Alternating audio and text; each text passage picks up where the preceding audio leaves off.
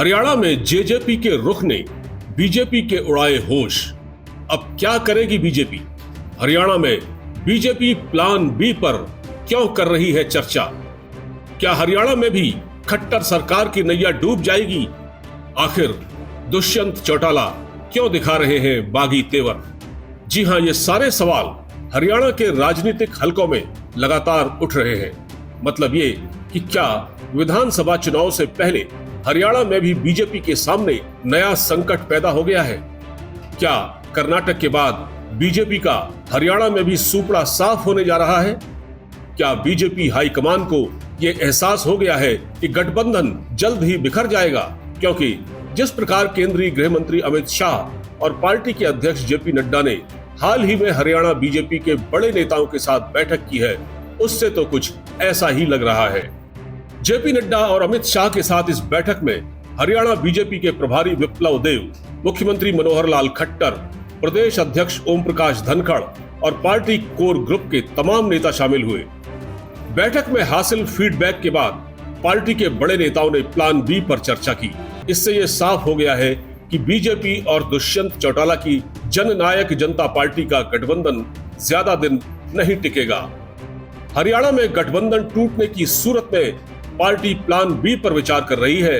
तो ये plan B है क्या, हम आपको बताते हैं। नंबर 1, बीजेपी हरियाणा में हरियाणा लोक शक्ति पार्टी के नेता गोपाल कांडा के संपर्क में है। नंबर 2, पार्टी के कुछ नेताओं की कुछ निर्दलीयों से भी बात चल रही है। प्लान 3, पार्टी हरियाणा में 30 जून तक रैलियां आयोजित करेगी। इन रैलियों में राज्य सरकार की उपलब्धियां गिनवाई जाएंगी।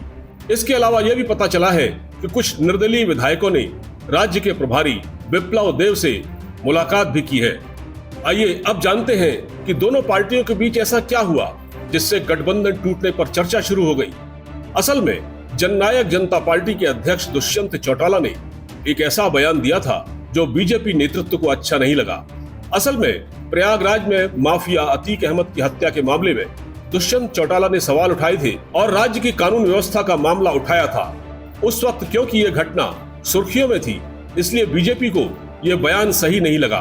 दुष्यंत चौटाला ने इस मामले की जांच की मांग भी की थी। यह पहला मौका नहीं है जब दुष्यंत चौटाला ने बीजेपी को मुश्किल में डाला हो। वो पार्टी लाइन से इतर जाकर बयानबाजी करते रहे। किसान आंदोलन से लेकर पहलवानों के आंदोलन तक बीजेपी के खिलाफ वो खड़े रहे। ये बातें भी सरकार को काफी चुभी थी। इस मामले में राज्य बीजेपी के प्रभारी विप्लव देव ने यहां तक चेतावनी दी थी जिसमें वो कह चुके थे कि उन्होंने राज्य सरकार को समर्थन दिया है, कोई एहसान नहीं किया। अब सवाल यह है कि राज्य प्रभारी विप्लव देव ने दुष्यंत चौटाला के जले पर नमक क्यों डाला? बीजेपी की घबराहट के पीछे पहलवानों का फैक्टर भी है। यौन उत्पीड़न का आरोप लगाने वाले सभी पहलवान हरियाणा से हैं और कांग्रेस बीजेपी के खिलाफ इस माहौल का फायदा उठा सकती है। इंडिया न्यूज की रिपोर्ट।